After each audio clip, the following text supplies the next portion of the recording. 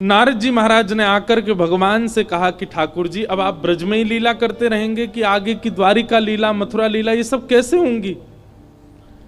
ठाकुर जी बोले, सांची पूछो नारद, तो मैं भूल चुका हूं कि मैं परमात्मा हूं, मैं भूल चुका हूं कि त्रिलोकी स्वामी हूं। आप सब देवता मंत्रणा करके कुछ ऐसा व्यवस्था करो ना कि कोई और संभाल ले वैकुंठ को, कोई और कर ले आगे की लीला। मैं इन ब्रजवासियों के बगैर रह नहीं पाऊंगा, और मैं तो फिर भी चला जाऊंगा क्योंकि मैं परमात्मा हूं, मेरे अंदर मोह नहीं है। पर ये ब्रजवासी, इनको तुमने झूठे को जाकर अगर बोल दिया ना कि श्री कृष्ण जा रहे हैं, इनके प्राण निकल जाएंगे।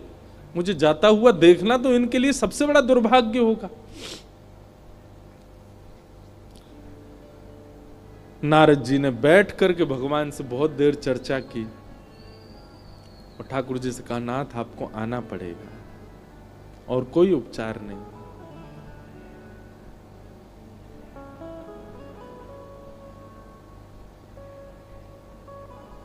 अक्रूर जी महाराज वृंदावन आए और वृंदावन आकर के नंद बाबा यशोदा मैया से कही, कंस ने एक धनुर्यज्ञ किया है और उस धनुर्यज्ञ में आपके दोनों पुत्रों को आमंत्रित किया है।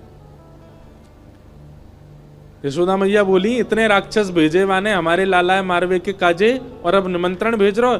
बोले नहीं नहीं, आपको शायद कोई गलत सूचना मिली, वो राक्षस कंस ने नहीं भेजे हैं।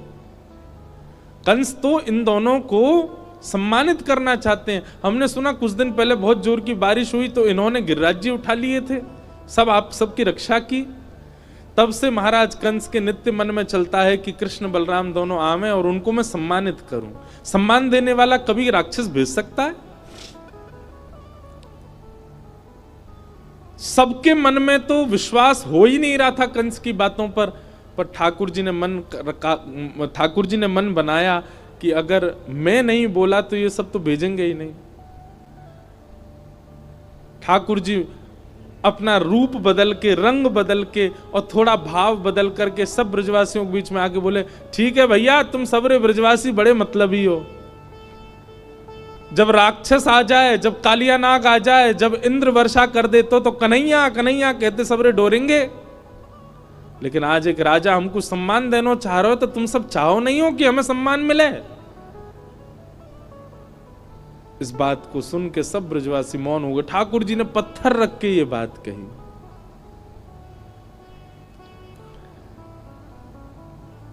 अक्रूर जी महाराज ले जाने के लिए आए हैं श्री ठाकुर जी को।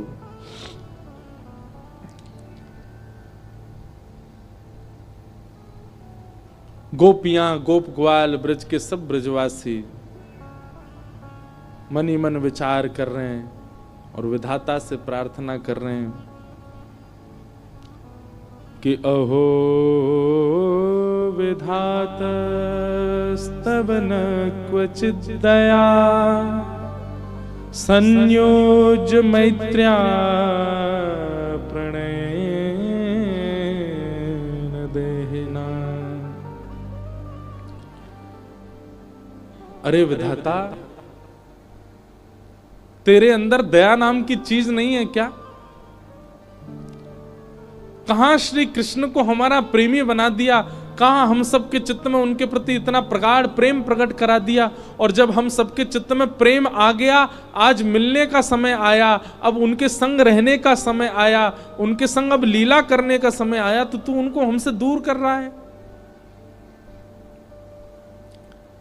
सब ब्रजवासी मौन हो गए, बोल कुछ नहीं रहे, क्योंकि ठाकुर जी ने ऐसी बात कह दी है कि कुछ कहें तो कहीं ठाकुर जी यूं नहीं समझ लें कि ये सब हमारे शुभ चिंतक नहीं है।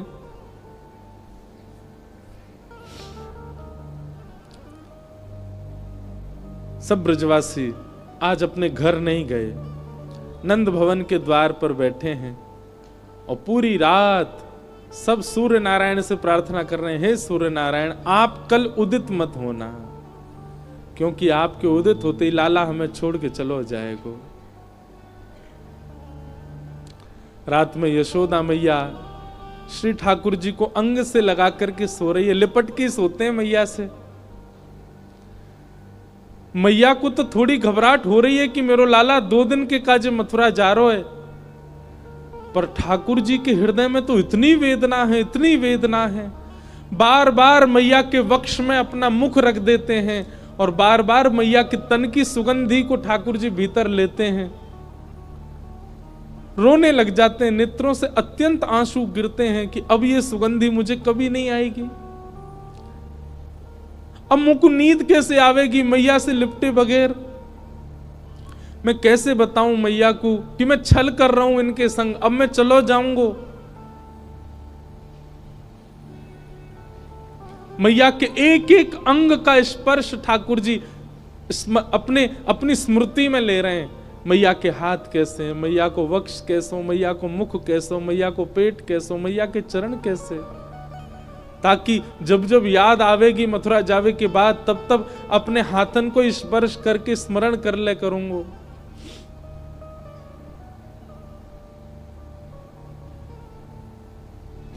मैं एक बात अभी कह रहा था पिछली कथा में, गोपियों का विरह सबने सुना, ब्रजवासियों का विरह सबने सुना, वृंदावन का विरह सबने सुना, हमारी किशोरी जी का विरह भी सबने सुना, पर श्री कृष्ण का विरह किसी ने नहीं सुना। गोपियां वेदना में हैं, ब्रजवासी वेदना में हैं, वृंदावन वेदना में हैं, सब सखियां वेदना में हैं, श्री जी भी वेदना में हैं, पर किसी ने यह विचार क्यों नहीं किया कि कृष्ण भी तो वेदना में है?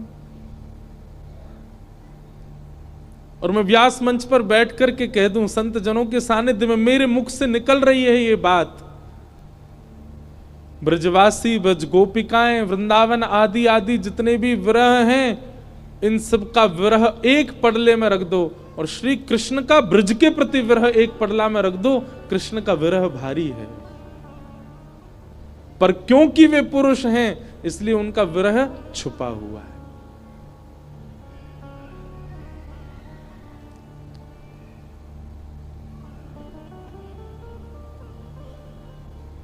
ठाकुर जी कैसे संभाल रहे हैं बंधुओं, देखो, पीड़ा चित्त में होना और वही पीड़ा मुख पे आ जाना ये एक सामान्य विरह है, पर पीड़ा चित्त में होना और मुख पे ना आने देना ये एक विशेष विरह है जो श्री कृष्ण का है। द्वारिका लीला में श्री ठाकुर जी नित्य एक ही करवट से सोते हैं। एक दिन रुक्मणी जी ने कहा कि नाथ आप करवट क्यों नहीं लेते, मैंने बहुत दिनों से देखा है आप एक ही करवट से सोते हो, आप रात में जिस तरफ मुख करके सोते सुबह भी वहीं पाते हो, कोई पीड़ा है? आप कभी सीधे नहीं होते, कभी उस तरफ मुख नहीं करते, क्यों? ठाकुर जी कहते हैं, रुक्मणी उस तरफ वृंदावन है, द्वारिका से 1500 किलोमीटर दूर है वृंदावन आज की डेट में, और जिस द्वारिका में ठाकुर जी रहते थे वो तो समुद्र में थी, और 2000 किलोमीटर मान लो। ठाकुर जी उस दिशा में चलते नहीं है, उस दिशा की ओर खड़े नहीं होते ज्यादा देर तक जिस दिशा में वृंदावन है। कितना विरह, कितनी याद आती है ठाकुर जी को वृंदावन की। द्वारिका में उन सब दिशाओं में पर्दे पड़े हैं जिन दिशा में वृंदावन है। ठाकुर जी नहीं जाते, सह लेते हैं। आज सुबह सुबह ठाकुर जी यशोदा मैया ते पहले उठ गए और उठ के स्वयं ही स्नान कर लिया। क्यों? क्योंकि अब मैया के ज्यादा स्नेह को मैं आस्वादन करूंगा तो मैं जा नहीं पाऊंगा। मैया उठी, आज आश्चर्यचकित है गई, बोले लाला तू नहा लियो? ठाकुर जी बोले हाँ मैया। तने अपने आप श्रृंगार कियो? अपनो श्रृंगार नहीं किया है ठाकुर जी ने, केवल एक तिलक धारण किया है, एक माला पहनी है बस, और आज ज्यादा विशिष्ट श्रृंगार में नहीं है। बोले मैया मैं जल्दी जल्दी मथुरा जाऊंगा तो फिर जल्दी जल्दी आऊंगा ना, या हमारे मोह लगी, तू तो सो रही है तो सोंदा हूं, मैं जल्दी नहा लियो मैया।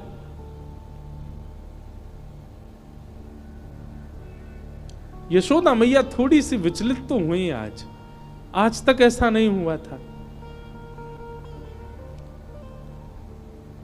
ठाकुर जी ने मन में विचार किया, अक्रूर जी से जाके कहा, अभी ब्रह्म मुहूर्त है, सुबह की बेला है, सब ब्रजवासी अभी सो रहे होंगे, मैया यशोदा नंद बाबा उठ जाएं, केवल इनको प्रणाम करके हम चलें मथुरा की ओर। अक्रूर जी महाराज बोले, जी भगवान। जैसे ही जाकर के द्वार खोला ठाकुर जी ने, असंख्य गोपियां, असंख्य ग्वाल, सब ब्रजवासी, गैया, सब खड़े हैं वहीं पर। और द्वार खुलते ही किसी के मुख से स्वर नहीं निकल रहा, पर नेत्रों से आंसू गिर रहे हैं। ठाकुर जी कह रहे हैं, अरे तुम सबरे सोए ना, तुम सब गए ना? अरे भैया इतना उदास काय को है रहे हो, इतना रुदन काय को कर रहे हो? मैं आ जाऊंगा ना, परसों आ जाऊंगा ना मैं। 2 दिना की तो बात है, ऐसे निकल जाएंगे 2 दिना तो।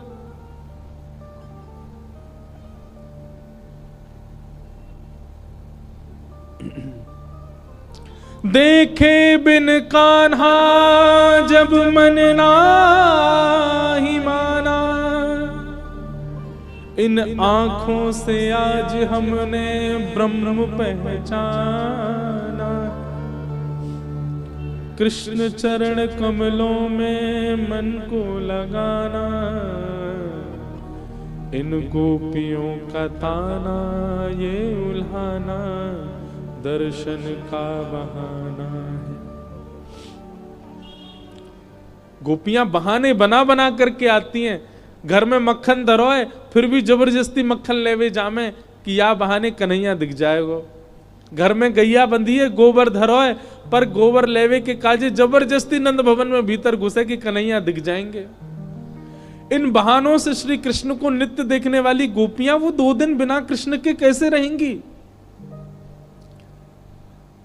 भगवान के सखा मधुमंगल, श्री दामा, तन सुखा, मन सुखा, धन सुखा, सुबल, तोष, सब एक कोने में बैठे। मधुमंगल आके बोले लाला तू जा तो 2 दिना को रहो, लेकिन तने एक बार भी विचार नहीं कियो ये श्री दामा ये सुबह उठते या को नियम है 11 वर्ष थे। भगवान के अधिकतर सखा सब ठाकुर जी से बड़े हैं उम्र में। हमारो नियम है 11 वर्ष थे। हम रोज सवेरे उठ करके आंख बंद करके पहले नंद भवन आमे, सबसे पहले 13 मुखमंडल देखें, वाके बाद जलपान करें लाला। तो देखे बगैर हमारे जल हलकते नीचे ना उतरे। और तू 2 दिना के काजे हमें छोड़ के जा रहा हो, हम कैसे जीवित रहेंगे? ठाकुर जी स्तब्ध हो रहे हैं, मौन हो रहे हैं, कहां समझाएं, अब शब्द नहीं है ठाकुर जी के पास। भगवान किशोरी जी के पास गए, चरणों में प्रणाम किया। राधे राधे, ये स्तुति ठाकुर जी ने ही गाई है, आज भी बरसाने में गाते हैं सब। ठाकुर जी गा रहे हैं, राधे राधे करुणामयी कृष्ण प्यारी, मेरी सुधली जो श्री वृषभानु दुलारी, मेरी सुधली जो श्री वृषभानु दुलारी। हे श्यामा जी, आप तो सब जाने, इस विश्व के कल्याण के लिए, उद्धार के लिए मेरो ब्रज से जानो कितनो जरूरी है। आप तो सब जाने श्यामा जी, मुझको आज्ञा दो। हे मनोहारिणी रासेश्वरी रस रूपा, हे रासेश्वरी रस रूपा, ब्रज विलासिनी ब्रज भामिनी ब्रज की भूपा, ओ ब्रज विलासिनी ब्रज बासन ब्रज की भूपा। ललितादिक सहचरी सर्वज्ञ स्वरूपा, ललितादिक सहचरी सर्वज्ञ स्वरूपा। मेरी सुधली जो श्री वृषभानु दुलारी, ओ मेरी सुधली जो श्री वृषभानु दुलारी। हे श्यामाजू, बस आगे की यात्रा में आप मुंह पे दृष्टि रखी हो। ठाकुर जी बिना नेत्र मिलाए चर्चा कर रहे हैं। किशोरी जी कह रही हैं, श्याम सुंदर या को उत्तर मुंह कहां देना चाहिए, आप ही बता के जाओ। ठाकुर जी बोले क्यों? बोले प्रेमी यदि जा रहे हो है तो दूसरों प्रेमी वाकु रोके नहीं, तो फिर प्रेम काय बात को? प्रेमी जा रहा है तो प्रेमी तो वाकु रोकेगो। लेकिन आप शुभ कार्य के लिए जा रहे हो, मानव कल्याण के लिए जा रहे हो, और शुभ कार्य में यदि कोई जा रहा हो तो उसको टोकना नहीं चाहिए। आप जा रहे हैं विश्व के कल्याण के लिए, मैं आपको रोकूं कैसे, मैं टोकूं कैसे? और मेरो प्रेमी जा रहा है और मैं रोकूं नहीं तो प्रेम कैसा? मुझे कहा करना चाहिए श्याम सुंदर, आप बता के जाओ। आपको आज्ञा दे दूं तो फिर मैं प्रेमी कैसी, जो अपने प्रेमी को दूर जावे की आज्ञा दे रही हूं? मैं टोक दूं, रोक दूं तो शुभ कार्य में टोक लग जाएगी। और मैं कछु ना कहूं तो प्रेमी जा रहा और मैं कछु ना कहूं तो फिर प्रेम कैसा? मैं कहां कहूं, मुझे कहां उत्तर देना चाहिए? हे श्याम सुंदर बता के जाओ। ठाकुर जी कुछ नहीं बोले, बस चरणों की ओर देखते रहे किशोरी जी की, और रथ में विराजमान हो गए। निर्वाक हैं, निरुत्तर हैं, निरशब्द हैं। रथ जैसे ही आगे बढ़न लगो, सब ब्रजवासियों के नेत्र सजल हो गए। नेक दूर गयो। यहां अक्रूर जी ने इतनी देर में यशोदा मैया को सब सच बता दिया था। मैया, जे तुम्हारो लाला ना है, जे देवकी को लाला है। कंस से रक्षा के लिए 11 वर्ष पूर्व वसुदेव जी इस बालक को लेकर के आपके पास आ गए थे, और आपकी बालिका ले जाकर के कंस को दी थी, जो कि अष्टभुजी देवी बन गई थी। अब जे लाला अपनी जन्मदात्री मैया के पास जा रहा हो, मैया है सके कि अब लौट के नहीं आवे। आप कृपा करो। अक्रूर जी को नहीं बताना चाहिए था यशोदा मैया को, पर उन्होंने बता दिया। मैया को तो रक्त ठंडो पड़ गयो, पैर के नीचे से जमीन खिसक गई।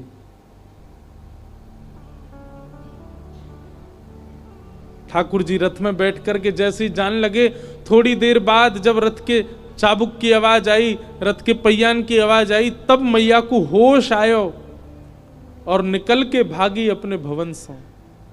कान्हा रुक जा, अरे लाला रुक जा, कन्हैया नेक डट जा।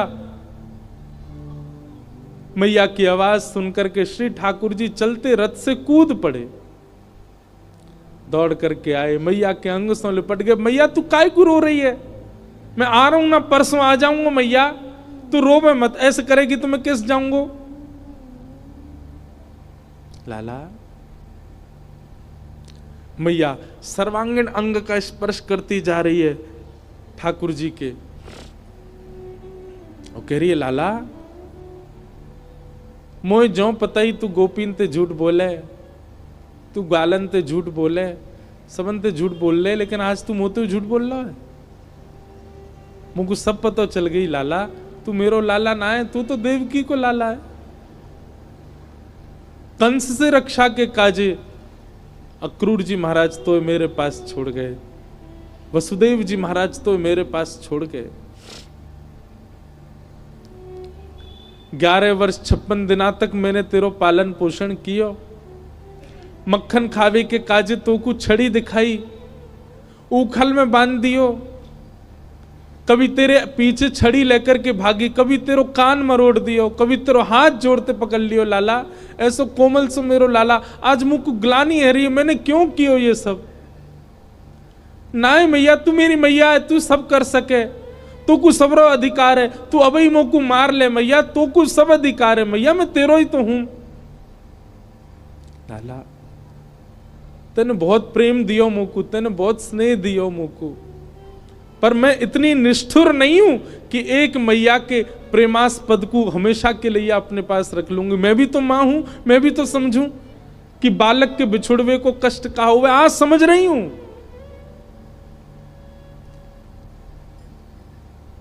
मैंने तो फिर भी तेरो संपूर्ण बालपन देखो, पर जाने तो जन्म दियो वह देवकी मैया ने तो पूरा जीवन कारागृह में निकाल दियो। और आज भी अगर मैं तो को रोक लूंगी लाला, तो मैं देवकी के संग बहुत बड़ा अत्याचार करूंगी। वैसे तो में मेरे प्राण बसे, है सके कि तू यहां तक गयो और शायद है सके कि मैं जीवित हूं ना बचूं लाला, लेकिन अब समय देवकी को प्रसन्न करवे को है। तू जा, मुझको एक वचन देके जा लाला, तू देवकी को नहीं बताइयो मैंने तेरो हाथ पकड़ो, कान मरोड़े, तो को उखलते बांधो, और दूसरो वचन देके जा लाला। कहा तो कुछ जब भी खबर पड़े कि यशोदा मरणासन अवस्था में है, वह समय आ जाइयो मेरे पास, तो को निहार लूंगी, तो को देख लूंगी लाला, तो चैन ते प्राण चले जाएंगे मेरे।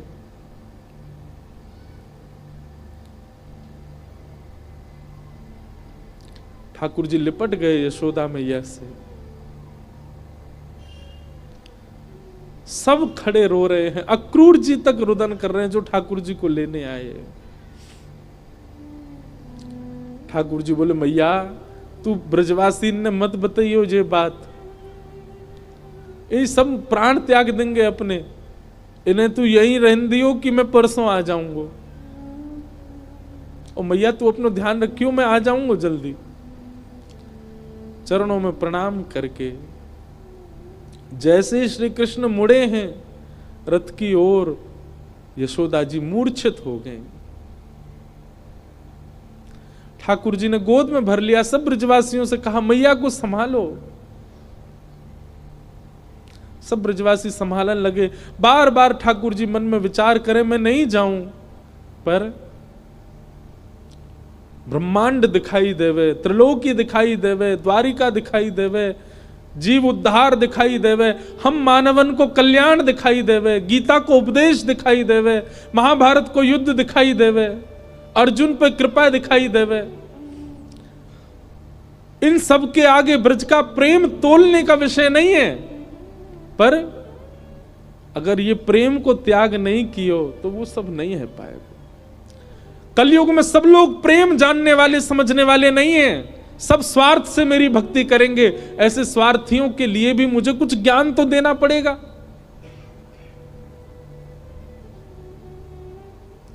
बंधु हमारे ब्रज के ब्रजवासी पता है क्या कहते हैं? कन्हैया की हिम्मत नहीं कि ब्रज छोड़ के चले जाएं, तो मानव कल्याण जीव उद्धार की बात जब ब्रजवासियों को पता चली कि कन्हैया के जावेते जीव उद्धार होएगो, तो ब्रजवासी ने अपने अश्रु जल को संकल्प करके पूरे विश्व के कल्याण के लिए श्री कृष्ण रूपी हृदय को दान कर दियो। जैसे दान किया जाए अपनी बहुमूल्य वस्तु को, ऐसी ब्रजवासी ने अपने अश्रु जल को हाथ में लेकर के पूरे विश्व के कल्याण के लिए कि जाओ पूरा विश्व अपना कल्याण कर लो, इनकी वाणी सुन के, इनकी लीला सुन के, इनके वचन सुन करके सब लोग तृप्त है जाओ, वैकुंठ और स्वर्ग के गामी बन जाओ। वैसे तो हमारे प्राण बसे इनमें, पर इनके जावे से यदि सबको कल्याण है जाए तो हम सब इनको भेज नहीं रहे हैं, इनको दान कर रहे हैं आप सबन के उद्धार के लिए। ब्रजवासियों ने दान किया है श्री कृष्ण का विश्व को, नहीं तो कृष्ण हिल नहीं सकते वृंदावन से बिना ब्रजवासियों की इच्छा से।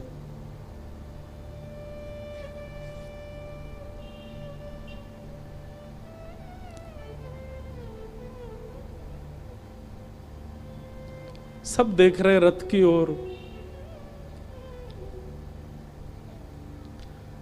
मधुमंगल श्रीदामा चर्चा कर रहे हैं, बोले सुन देखियो लाला अभी आवेगो वापस, वो हमारे बिना रह ही ना पावेगो। इतनो स्नेह इतनो प्रेम जो वाकू दे दियो, जा ही ना पावेगो।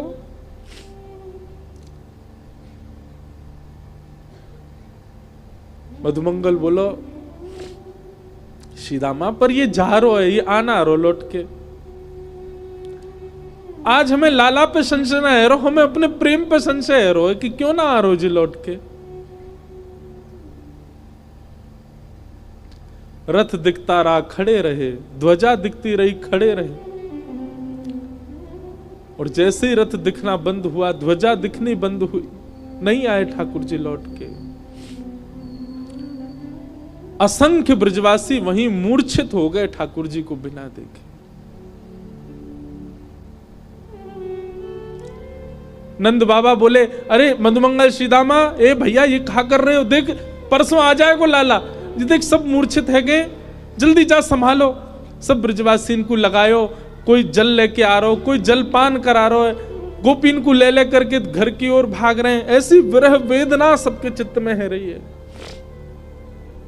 अरे केवल मानवों की बात नहीं है, गौशाला में बंदी 9 लाख से अधिक गैया, वो उनके बछड़ा भी दूध नहीं पी रहे हैं आज, उनकी बछिया भी आज दूध नहीं पी रही है। सब केवल अपने कान उठा के श्री कृष्ण को खोज रहे हैं। बंधुओं एक बात कहूं आपसे, लिख लीजिएगा, बद्रीनाथ आपको मुक्ति दे सकता है, जगन्नाथ आपको महाप्रसाद देंगे, द्वारिका आपको सुख देगा, रामेश्वरम आपको पुण्य देगा, वृंदावन केवल विरह दे सकता है। केवल विरह है वृंदावन के पास, केवल प्रेम है वृंदावन के पास। पुण्य की कामना से वृंदावन मत जाओ, वैकुंठ की प्राप्ति की कामना से वृंदावन मत जाओ। वृंदावन केवल विरह समेटे हुए है अपने अंदर।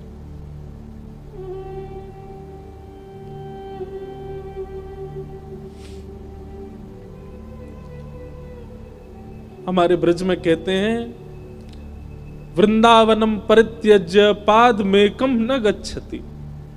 श्री ठाकुर जी वृंदावन छोड़ के एक पग भी बाहर नहीं रखते।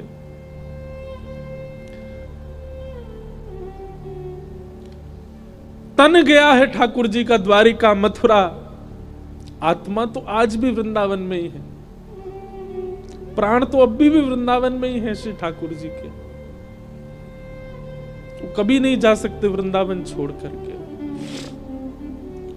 क्यों ब्रजवासियों के प्राण नहीं निकल गए कृष्ण विरह में?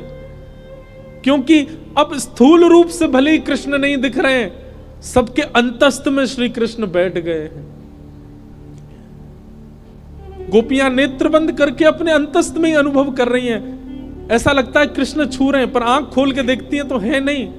ये अनुभव ब्रजवासियों को जीवित रखता है। प्रत्यक्ष में वो स्थिति नहीं है।